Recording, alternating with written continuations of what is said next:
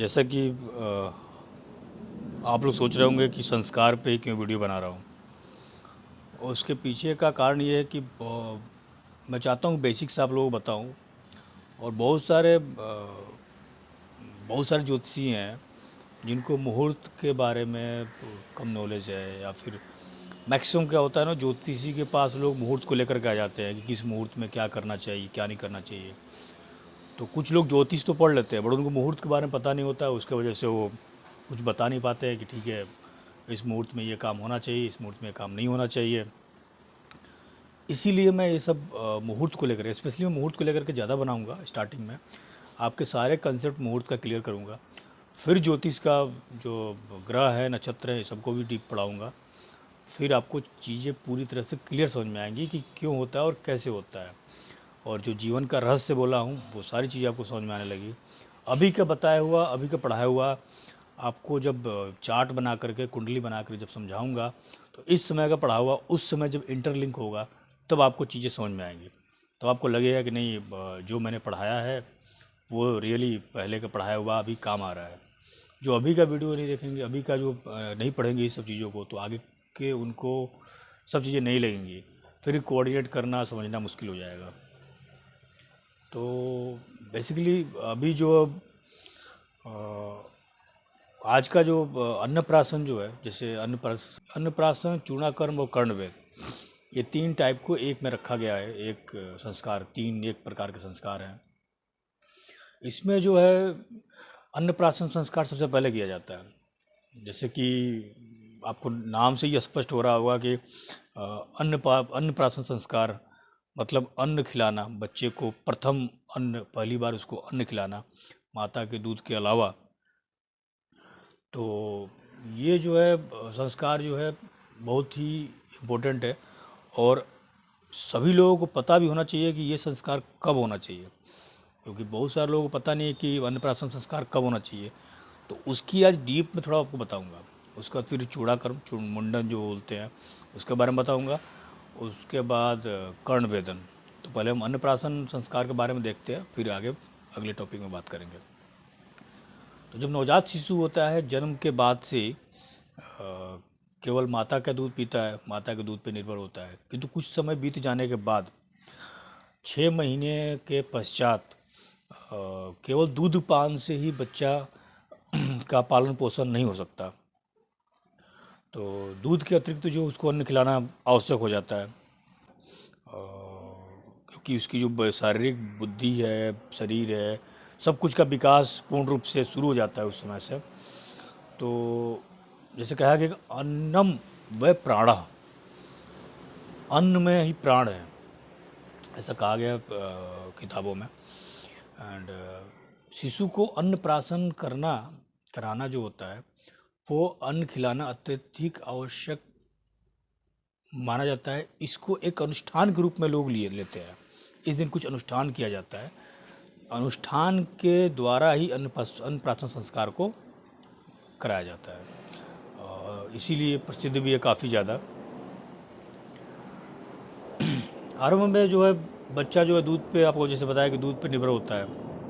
But महर्षि सुश्रुत जो थे, शैल्य चिकित्सक थे वो बहुत बड़े। तो सुश्रुत ने बच्चे के जन्म के 6 महीने से अन्नप्राशन संस्कार का, बच्चे को अन्न खिलाने का निर्देश दिया हुआ है। अब 6 महीना ही क्यों चूज किया उन्होंने, क्यों चुना कि 6 महीने में ही बच्चे को अन्नप्राशन संस्कार कराना चाहिए? अच्छा, 6 महीने में अल्प आहार करा जाता है, थोड़ा थोड़ा, ज़्यादा नहीं। तो सुश्रुत कहते हैं कि वैज्ञानिकों के हिसाब से भी, जो आज के वैज्ञानिक मानते भी इस चीज़ को, कि शरीर का जो विकास होता है, विकास की जो क्रिया होती है, वो जो है 6 महीना से अच्छी तरह से शुरुआत होती है। उसमें जो है कितना और कब अन्न खिलाना चाहिए, ये उस नवजात शिशु के पाचन तंत्र, जो पाचन तंत्र का जो निर्माण होता है वो बताया उन्होंने। तो पाचन तंत्र जो है, पाचन तंत्र कितना स्ट्रॉन्ग है, उसके हिसाब से बच्चे को उतना अन्न खिलाना चाहिए। होता है कि जब अन्नप्राशन संस्कार करते हैं तो उस समय माता जो होती है या फिर परिवार वाले जो होते हैं, वो इतना खुश होते हैं बच्चे को लेकर के कि उस दिन उसको ज़्यादा खिला देते हैं, जिसके वजह से उसकी तबीयत खराब होने के चांसेस बढ़ जाता है। तो ऐसे में ज़्यादा उत्सुक तो होना है, बट ज़्यादा बच्चे को खाना नहीं खिलाना है, क्योंकि उसकी पाचन तंत्र अभी बन रहा होता है। तो उस टाइम में ज़्यादा खिला देने पे सुश्रुत जो है महर्षि सुश्रुत जो है, उन्होंने भी स्वयं मना किया हुआ है कि ज़्यादा खाना नहीं खिलाना है प्रेम में आकर के। अब इसको जो है अगर डीप लेवल से देखें तो कहा गया है कि सबसे पहले जो है आचार्यों ने भी बोला है कि सबसे पहले अन्नप्राशन संस्कार में बच्चे को मधु देना चाहिए, फिर खीर देना चाहिए, फिर दूध देना चाहिए। तो थोड़ा थोड़ा चीज़ें कर करके खिलाना चाहिए अन्नप्राशन संस्कार में, ये निर्देश दिया गया है।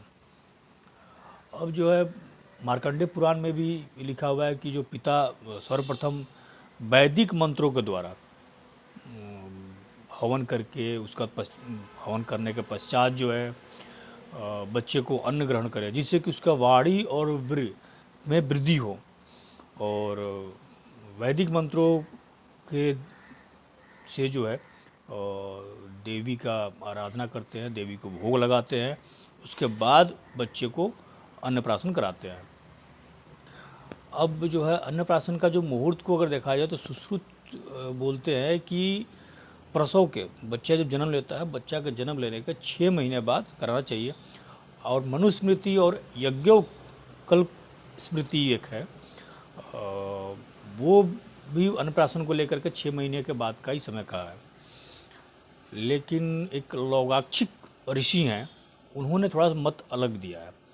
वो कहते हैं कि इस 6 महीने तिथि को फिक्स कर देना गलत होगा, क्योंकि जब शिशु का पाचन क्षमता विकसित होता है तो किसी किसी बच्चे का पाचन क्षमता जो होता है वो बहुत पहले विकसित हो जाता है, 5 महीने में भी विकसित हो जाता है। तो अगर 5 महीने में उसका विकसित हो गया है तो उस टाइम पे उसको जो है अन्नप्राशन करा देना चाहिए। अगर उसका जो है 5 महीने में विकसित नहीं हुआ, अगर 7 महीने में विकसित हो रहा है, तो आप उसको 7वें महीने में अन्नप्राशन कराइए। बट श्योर हो जाइए कि जब उसका पाचन तंत्र जब विकसित हो चुका है, जब खाना पचा सकता है, तभी उसको बाहर का चीज़ खिलाना चाहिए।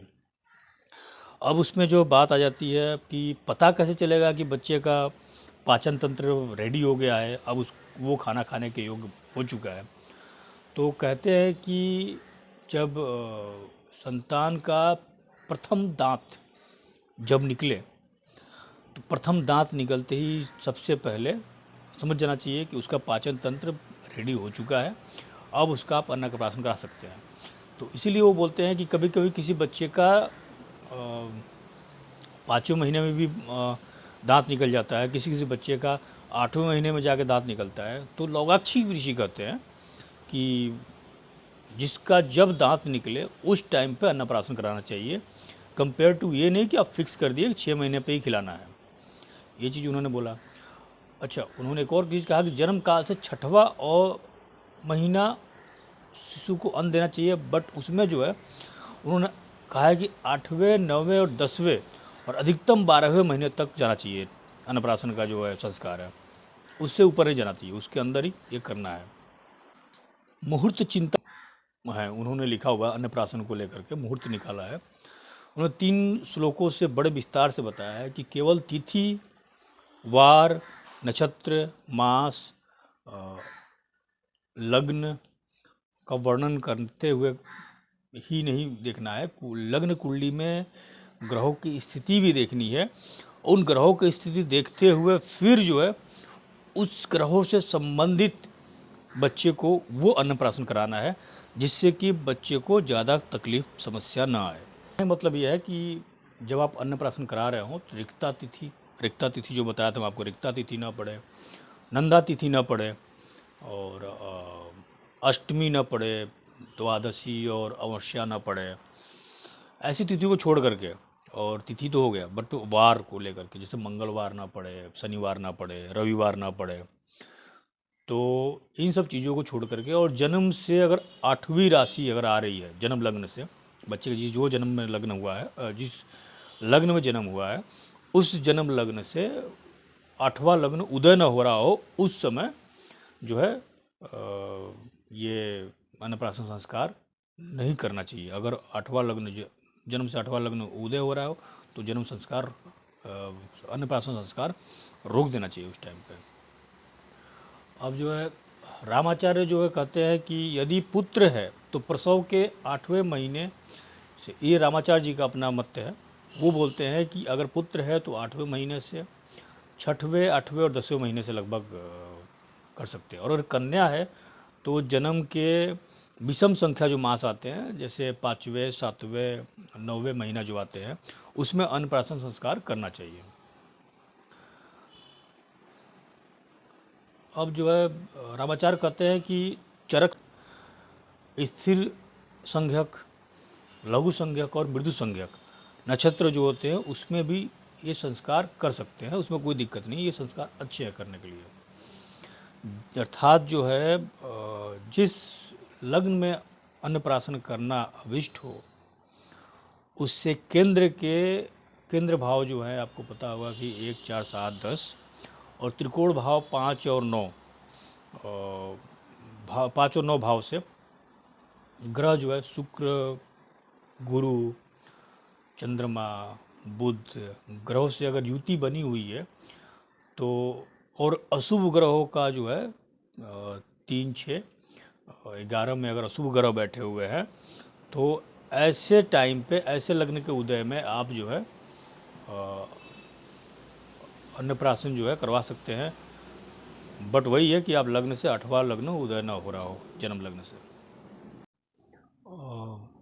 अन्नप्राशन को लेकर के एक और चीज़ उन्होंने बोला है कि अन्नप्राशन कालीन जब लग्न उदय हो रहा होता है तब केंद्र भाव में एंड त्रिकोण भाव में, अष्टम या व्यय भाव जिसे द्वादश भाव बोलते हैं, तो इन भावों में अगर चंद्रमा छिड़ का हो, मतलब चंद्रमा अगर नीच का बैठा हो या फिर कमज़ोर हो, तो ऐसे में अगर जातक का उस लग्न के उदय के समय अगर जातक का अन्नप्राशन होता है तो जातक जो है भिक्षाटन करने वाला होता है।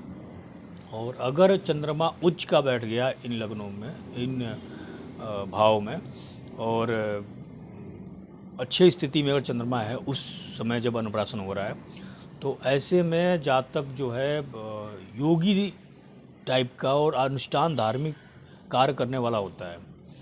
एंड अगर इसी भाव में, केंद्र भाव त्रिकोण भाव में अगर गुरु बैठ गए हैं तो ऐसे में क्या होता है कि जो जातक होगा वो काफ़ी दीर्घायु होगा। अगर बुध के साथ आ गए उसके तो फिर वो ज्ञानी भी होगा। और अगर मंगल हो ऐसे भाव में बैठे हुए तो मंगल पित्त रोगी बना देता है, थोड़ा पित्त बढ़ा देगा। सूर्य हो तो कोढ़ी बना देता है, और शनि हो तो अन्न से क्लेश पाने वाला होगा। एंड अगर राहु केतु हो तो जो है वात रोग, वात रोग बढ़ा देता है बहुत ज़्यादा। और शुक्र के होने पे अगर ऐसे लग्नों में शुक्र है तो शुक्र के होने पे जातक जो होगा वो भोगी टाइप का हो जाएगा। तो ये सब सारी चीज़ें जो है राम दैवज्ञ जो है वो अपने पुस्तक में लिखते हैं।